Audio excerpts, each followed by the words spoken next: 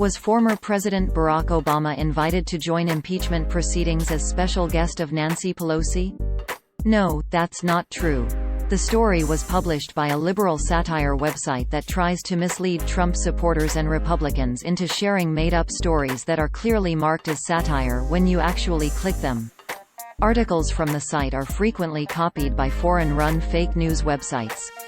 The people liking and sharing these stories are enriching foreign website operators, or a liberal from Maine, via the ad revenue generated with the content, which is probably not what they expected or wanted. The story originated from an article published by Obama Watcher on October 5, 2019 titled "Obama Invited to Join Impeachment Proceedings as Pelosi's Special Guest," which opened, quote, "Former President and traitor to the American people, Barack Hussein Obama, has been formally invited to join the Democrat witch hunt they're calling impeachment." The secret invitation was discovered by House Lieutenant Battison Sandy, a Republican, after he saw Obama leaving Pelosi's office.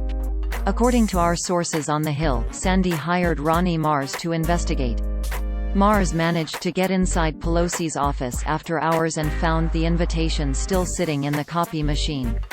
Very sloppy and sad. Sandy says a copy was sent to each mainstream media outlet, but they all declined to report it.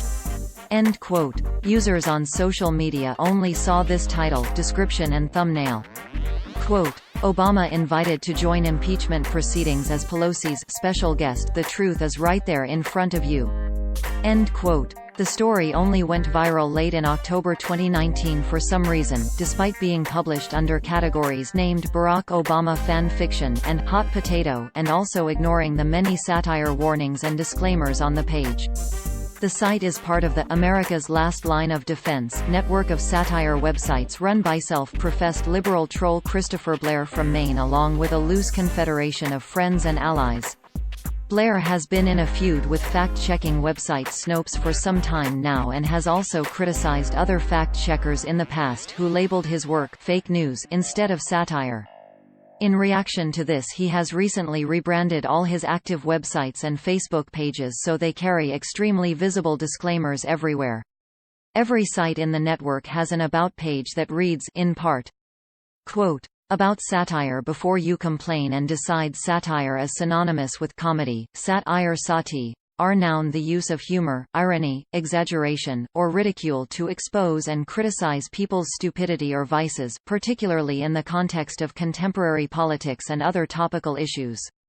Everything on this website is fiction. It is not a lie and it is not fake news because it is not real. If you believe that it is real, you should have your head examined. Any similarities between this site's pure fantasy and actual people, places, and events are purely coincidental, and all images should be considered altered and satirical. See above if you're still having an issue with that satire thing." End quote. Articles from Blair's sites frequently get copied by real fake news sites who often omit the satire disclaimer and any other hints the stories are fake. Blair has tried to get these sites shut down in the past, but new ones keep cropping up. Here is a video of Blair explaining how his process works. If you are interested in learning more about Blair and the history of his sites, here is something to get you started. Quote, "The ultimate Christopher Blair and America's Last Line of Defense reading list, lead stories story updated, check for updates below."